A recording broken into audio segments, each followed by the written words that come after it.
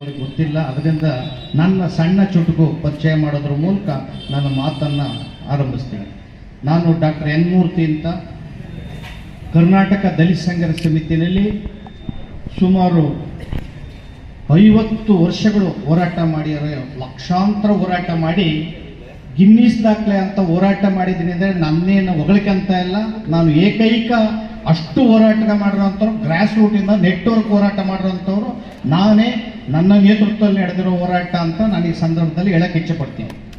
ಜೊತೆಗೆ 5-6 ಡಿಗ್ರಿಗಳನ್ನು ಮಾಡ್ಕೊಂಡಿದ್ರು ಕೂಡ ಯಾವುದೇ ಕೆಲಸಕ್ಕೆ ಹೋಗದಂಗೆ ಫುಲ್ ಟೈಮ್ ಆಗಿ ಕೆಲಸ ಮಾಡಿರೋಂಥವ್ರು ಕೂಡ ನಾನು. ಇನ್ನು ಕೆಲವರು ಅದ್ರ ಜೊತೆಗಿದ್ದಾರೆ, ಮೋಹನ್ ರಾಜು ಅಂತವ್ರು ಅನ್ನೋದನ್ನು ಹೇಳೋದ್ರ ಮೂಲಕ ಪ್ರೊಫೆಸರ್ ಬಿ ಕೃಷ್ಣಪ್ಪರವರ ದೊಡ್ಡಮ್ಮ ನಮ್ಮ ತಾಯಿ, ಅವರ ಸ್ಮಾರಕವನ್ನು ಸರ್ಕಾರವೇ ಕಟ್ಟಿಸಿದೆ. ಅವರು ಹಿರಿಯ ಚಳವಳಿಗಾರರು. ನಾನು ಕೂಡ ಒಬ್ಬ ದೊಡ್ಡ ರೈತ. ನಾನು 100 ಎಕರೆ ಇರುವಂತಹ ತೆಂಗು, ಮಾವು, ಸಪೋಟ, ಅಡಿಕೆ ಬೆಳೆದಿರುವಂಥ ಒಬ್ಬ ದೊಡ್ಡ ರೈತ. ಚಂದ್ರಶೇಖರ್ ನಾಯ್ಕರು ಕೂಡ ನನ್ನ ಜಮೀನಿಗೆ ಸ್ಮಾರಕ ಉದ್ಘಾಟನೆಗೆ ಬಂದು ಅವರು ಸಾಕ್ಷೀಕರಿಸಿದ್ದಾರೆ. ನನ್ನೂ ಕೂಡ ರೈತ ಅಂತ ನೀವು ಒಪ್ಕೋಬೇಕು ಅನ್ನೋದ್ರಿಂದ ಮಾತನ್ನು ಹೇಳ್ತಾ ಇದ್ದೇನೆ. ಅದಕ್ಕೆ ಹೆಸರು ಹಾಕಿದ್ದಾರೆ. ಆದರೆ ದಲಿತ ಚಳವಳಿನಲ್ಲಿ ನಾನು ಒಪ್ಪಿಗೆ ಅಂತಲ್ಲ. ಯಾಕೆಂದರೆ ನಮ್ಮಲ್ಲೇನೆ ಸ್ವಲ್ಪ ನಮ್ಮ ಜಾತಿ ಸ್ವಲ್ಪ ಕೀಳು, ಅದರಿಂದ ನಮ್ಮನ್ನು ಸ್ವಲ್ಪ ಹೊರಪರಿಧಿಯಲ್ಲೇ ಇಟ್ಟುಕೊಂಡು ಬಂದು ನಾನು ರಾಷ್ಟ್ರೀಯ ಅಧ್ಯಕ್ಷ ಆದರೂ ಕೂಡ ಅದು ಸಂವಿಧಾನಬದ್ಧವಾಗಿ Republican party of India Baba Saheb Ambedkar ಅವರ ಪಕ್ಷ ರಾಷ್ಟ್ರೀಯ ಅಧ್ಯಕ್ಷ ಆದರೂ ಕೂಡ ಕಡೆಗೆ ನನ್ನ ಹೆಸರನ್ನ ಎಲ್ಲ ಕಡೆ ಕರೀತಾರೆ. ಚೇರೆಲ್ಲ ಎದ್ದೋದ್ಮೇಲೆ ನನ್ನ ಕರೀತಾರೆ. ಅದನ್ನು ಇರಲಿ, ಅದನ್ನು ದಲಿತ ಸಂಘರ್ಷ ಸಮಿತಿಯಲ್ಲಿ ಅವತ್ತಿಂದಲೂ ಮಾಡ್ಕೊಂಡು ಬಂದಿದ್ದಾರೆ. ಆದರೆ ಮೀಸಲಾತಿ ವರ್ಗೀಕರಣ ಸಂದರ್ಭದಲ್ಲಿ ಇದೆಲ್ಲನೂ ಕೂಡ ಬಯಲಿಗೆ ಎಳಿತೇವೆ ಅನ್ನೋ ಮಾತನ್ನ, ನೋವನ್ನು ಒಳಗಡೆ ಬಚ್ಚಿಟ್ಕೊಂಡು ಈ ಸಂದರ್ಭ ನನ್ನ ರೈತ ಮಿತ್ರರು ಏನಿದ್ದೀರಿ, ನೀವು ಅನ್ನ ಹಾಕುವಂಥ ಜನ, ನೀವು ಇಡೀ ದೇಶಕ್ಕೆ ಅನ್ನ ಕೊಡುವಂಥ ಜನ, ಚಿನ್ನವನ್ನು ತಿರಸ್ಕರಿಸಿ ಅನ್ನ ಕೊಟ್ಟು ಈ ದೇಶಕ್ಕೆ ಬದುಕನ್ನ ಜೀವ ಪರವಾಗಿ ಬದುಕ ಕೊಟ್ಟಂತ ಜನ, ನೀವು ಕೂಡ ನಮ್ಮನ್ನ ಹೃದಯದಲ್ಲಿ ಇಟ್ಕೋಬೇಕು ಅಂತ ಹೇಳಿ ನಾನು ಈ ಸಂದರ್ಭದಲ್ಲಿ ನಮ್ಮನ್ನು ಮನವಿ ಮಾಡ್ಕೊಳ್ತೀನಿ. ಯಾಕೆಂದ್ರೆ 6,000 ಜಾತಿಗಳನ್ನು ಕೂಡ ನಮ್ಮವರೇ, ಈ ಪರಿಶಿಷ್ಟರಲ್ಲಿ 101 ಜಾತಿ ಕೂಡ ನಮ್ಮವರೇ ಅಂತ ನಾವು ಪ್ರೀತಿಸುವಂಥವ್ರು. ಆದರೆ ಅತ್ಯಂತ ಮುಖ್ಯವಾದಂಥವ್ರು ಈ ದೇಶದಲ್ಲಿ ಅನ್ನ ಕೊಡುವಂಥ ರೈತ. ಅನ್ನ ಕೊಡುವಂಥ ರೈತ ಯಾರು ಇಲ್ಲ ಅಂದ್ರೆ ನೀವು ಕಬ್ಬಣ, ಚಿನ್ನ, ಬಂಗಾರ ತಿಂದು ಬದುಕಕ್ಕಾಗಲ್ಲ. ಅನ್ನನೇ ತಿನ್ನಬೇಕು ಅನ್ನೋ ಮಾತನ್ನು ಈ ಸಂದರ್ಭದಲ್ಲಿ ಹೇಳಕ್ಕೆ ಇಚ್ಛೆ ಪಡ್ತೀನಿ. ಆದ್ರೆ ಅನ್ನ ಕೊಡುವಂಥ ರೈತ, ಈ ದೇಶಕ್ಕೆ ಅನ್ನ ನೀರು ಉತ್ಪತ್ತಿ ಮಾಡುವಂಥ ರೈತ ಇವತ್ತು ಉಪವಾಸ ಮನಗಂತ ಸಂದರ್ಭ ಸೃಷ್ಟಿ ಮಾಡಿದೆ. ಸಂದರ್ಭದಲ್ಲಿ ರೈತರು ಆತ್ಮಹತ್ಯೆ ಮಾಡುವಂಥ ಸಂದರ್ಭಗಳನ್ನ ಸೃಷ್ಟಿ ಮಾಡಿದೆ ಈ ದೇಶದಲ್ಲಿ. ಇಂಥ ಒಂದು ಸಂದರ್ಭವನ್ನ ನಾವೆಲ್ಲರೂ ಕೂಡ ಒಟ್ಟಾಗಿ ಒಗ್ಗಟ್ಟಿನಿಂದ ಎದುರಿಸಬೇಕು ಅನ್ನೋ ಮಾತನ್ನ ಈ ಸಂದರ್ಭದಲ್ಲಿ ಹೇಳಕ್ಕೆ ಇಚ್ಛೆ ಪಡ್ತೀನಿ. ಮುಖ್ಯಮಂತ್ರಿ ಸಿದ್ದರಾಮಯ್ಯನವರ ಸರ್ಕಾರ 5 ಗ್ಯಾರಂಟಿಗಳನ್ನ ಕೊಡೋದ್ರ ಮೂಲಕ ರೈತರನ್ನ ಕೈ ಬಾಯಿಗಳನ್ನ ಕಟ್ಟಿದ್ದಾರೆ. ನೀವು 5 ಗ್ಯಾರಂಟಿಗೆ ಅಕ್ಕಿ, ಅನ್ನಭಾಗ್ಯವನ್ನ ಕೊಟ್ಟು ರೈತರನ್ನ, ಬಡವರನ್ನ ಭಿಕ್ಷಾಟನೆಗೆ ಇಡಿಸ್ತಾ ಇದ್ದೀರಾ. ನೀವು ಅವರಿಗೆ ಭೂಮಿಯನ್ನ ಕೊಡಿ, ಅವ್ರಿಗೆ ಪರಿಕರಗಳನ್ನು ಕೊಡಿ, ಅವ್ರು ಬೆಳೆದ ಬೆಳೆಗೆ ಮುಕ್ತ ಬೆಲೆಯನ್ನು ಕೊಡಿ, ಅವ್ರಿಗೆ ಶ್ರಮವನ್ನ ಬೆಲೆ ಕೊಟ್ಟರೆ ನಿಮ್ಗೆ ಅವರು ಲೆವಿ ರೀತಿಯಲ್ಲಿ ಭತ್ತ, ರಾಗಿಯನ್ನು ವಾಪಸ್ ಕೊಡ್ತಾರೆ ನಿಮ್ಮ ಸರ್ಕಾರಕ್ಕೆ. ಮಾತಲ್ಲಿ ಸಂದರ್ಭದಲ್ಲಿ ಹೇಳಕ್ಕೆ ಇಚ್ಛೆ ಪಡ್ತೀನಿ. ಅವ್ರನ್ನ ಸಬಲೀಕರಣ ಮಾಡುವಂತ ಕೆಲಸಗಳನ್ನ ಯಾವುದೇ ಸರ್ಕಾರ ಮಾಡ್ತಾ ಇಲ್ಲ. ಸ್ವಾಮಿನಾಥನ್ ವರದಿ ಬಂದರೂ ಕೂಡ ಅದನ್ನ ಜಾರಿ ಮಾಡಿಲ್ಲ. ನೀವು ನಂಜುಂಡ ಸ್ವಾಮಿ ಅವ್ರ ವರದಿ ಬಂದರೂ ಕೂಡ ಅದನ್ನ ನೀವು ಸರಿಯಾದ ರೀತಿಯಲ್ಲಿ ತೆಗೆದು ನೋಡಿಲ್ಲ. ಅನೇಕ ವರದಿಗಳು ರೈತರ ಪರವಾಗಿ ಬಂದಿದ್ದಾವೆ. ರೈತರ ಬೆಳೆಗೆ ಮುಕ್ತ ಮಾರುಕಟ್ಟೆಗಳಿಲ್ಲ.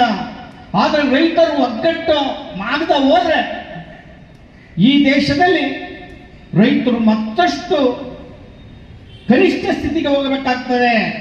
ಇವತ್ತೇನು ನಂಜುಂಡ ಸ್ವಾಮಿ ಅವರ ಹೋರಾಟ, ಪುಟ್ಟನೆಯವರ ಹೋರಾಟ, ಆ ನಂತರ ಏನಾದರೂ ರಾಜ್ಯದಲ್ಲಿ ಏಕೈಕ ಒಬ್ಬ ರೂವಾರಿ ರೈತರ ಸಮಸ್ತ ನಾಡಿನ ಒಡೆಯ ಇದ್ದಾರೆ ಅಂದ್ರೆ ಅವರು ಕೋಡಿಹಳ್ಳಿ ಚಂದ್ರಶೇಖರ್ ಅವರ ಸಂದರ್ಭದಲ್ಲಿ ಹೇಳಕ್ಕೆ ಇಷ್ಟಪಡ್ತೀನಿ.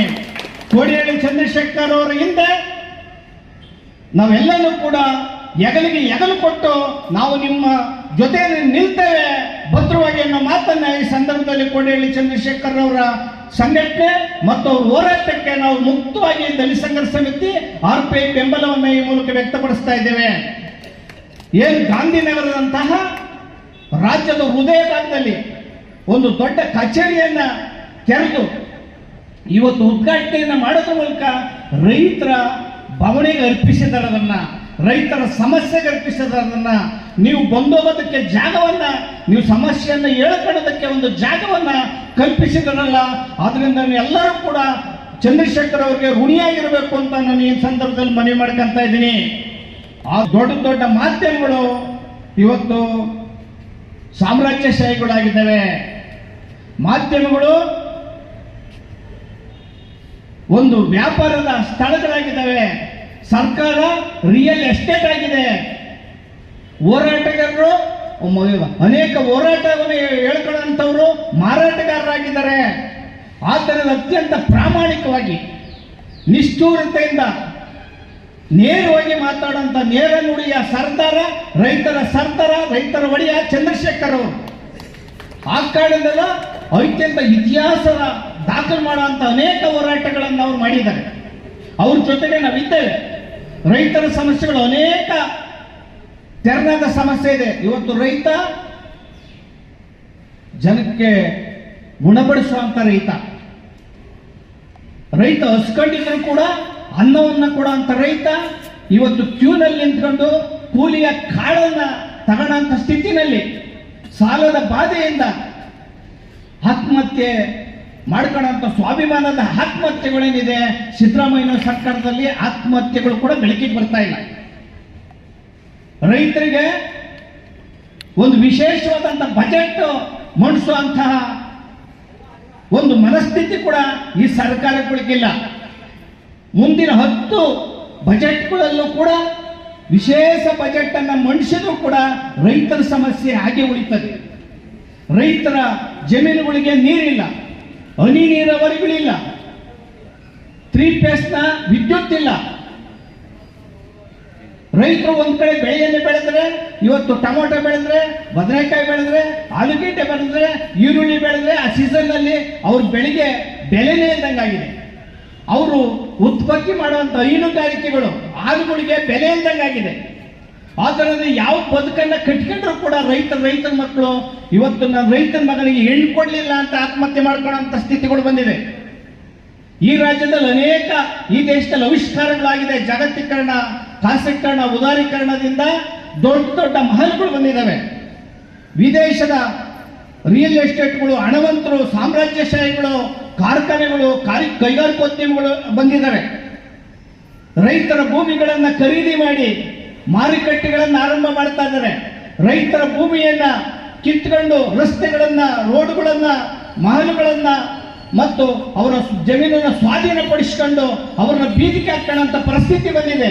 ಆದ್ದರಿಂದ ರೈತರು ಒಗ್ಗಟ್ಟಾಗದ ಹೋದ್ರೆ ಅವ್ರ ಭೂಮಿಯನ್ನ ಅಷ್ಟೇ ಅಲ್ಲದೆ ಅವ್ರ ಬದುಕನ್ನ ಕಳ್ಕೋಬೇಕಾಗ್ತದೆ. ಆ ಕಾರಣದ ರೈತರ ಒಗ್ಗಟ್ಟು ಅತ್ಯಂತ ಮುಖ್ಯ. ಅತ್ಯಂತ ಎಷ್ಟೇ ಸಂಕಷ್ಟ ಇದ್ರೂ ಕೂಡ ರೈತರು ಒಗ್ಗಟ್ಟು ಪ್ರದರ್ಶನ ಮಾಡಬೇಕು.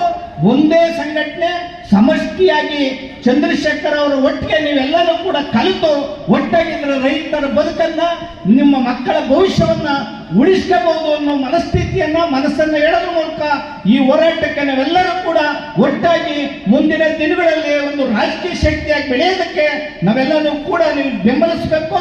ಮತ್ತೆ ಅವರ ನೇತೃತ್ವದಲ್ಲಿ ನಾವೆಲ್ಲರೂ ಕೂಡ ಒಂದಾಗಿ ಸಿದ್ಧರಿದ್ದೇವೆ, ಬದ್ಧರಿದ್ದೇವೆ ಅನ್ನೋ ಮಾತನ್ನು ಹೇಳಿ ನನ್ನ ಮಾತನ್ನು ಮುಗಿಸ್ತೇವೆ. ಜೈ ಭೀಮ್, ಜೈ ಭಾರತ್, ಜೈ ರೈತ.